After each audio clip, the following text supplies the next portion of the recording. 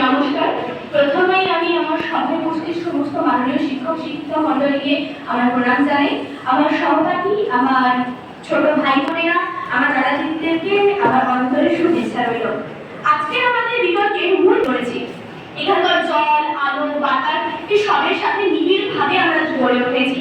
তবুও আত্মসমালোচনা নিজের গুণগত মান বৃদ্ধিতে সহায়তা করে। আমি মনে করি আমরা যদি নিজেদের আত্মসমালোচনা করি তবে হয়তো আমাদের নিজেদের মধ্যে গুণগত মানের ধীরে ধীরে বৃদ্ধি পাবে।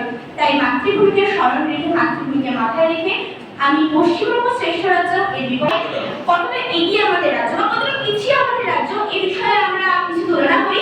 তারপরে না হয় আমরা কনক্লুশনে আসবো যে পশ্চিমবঙ্গ রাজ্য সর্বশ্রেষ্ঠ রাজ্য নাকি নয়। যদি প্রথম কথা আমরা আসি শিল্পায়ন ও কর্মসংস্থানের দিকে, তো বলা যায় বড় আকারের বিনিয়োগের বড় অভাব আমাদের রাজ্যে। অবশ্যই আমাদের রাজ্যে মেধাবী যুব সমাজ বাধ্য হচ্ছে যেমন ভাবে সৌরভ গাঙ্গুলি শালবনীকে তৈরি করা লোহা কারখানা, যার হয়তো কোনো প্রকৃত অস্তিত্বই নেই।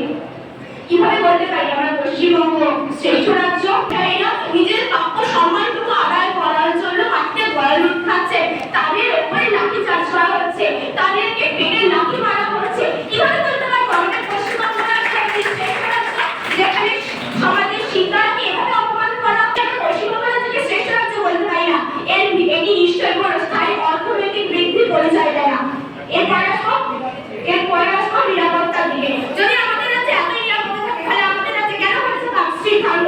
কেন আমাদের রাজ্যে হয়েছে আরজিকর মেডিকেলের ওই অভয়ের সাথে এই ধরনের কাণ্ড? আমাদের অভয়ের দিকেই তো পশুর অথবা পুরুষের লালসার শিকার হতে হয়েছে। কেন হয়েছে? যাদবপুর বিশ্ববিদ্যালয়ে এই গ্রেড একটি বিদ্যালয়ের মতো একটি স্কুল, একটি বিশ্ববিদ্যালয় একটি ছাত্রকে র্যাগিং করা, কেন তাকে খুন করা? বিংলা কলেজে কেন হয়েছে ছাত্র নেতা খুন?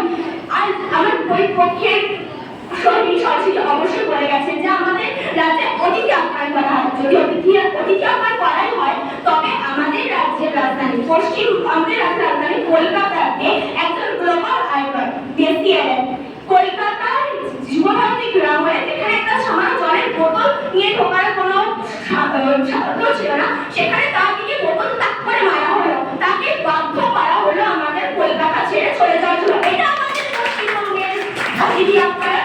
এই কারণে আমরা বলবো পশ্চিমবঙ্গের শ্রেষ্ঠ রাজ্য। যদি বলি শিক্ষক, সিভিক পুলিশ, বিলেট পুলিশ, এলএসকে সমস্ত অনলাইন ব্যক্তিরা নিজেদের জীবন ধারণের সামান্য টাকাটুকু পান না।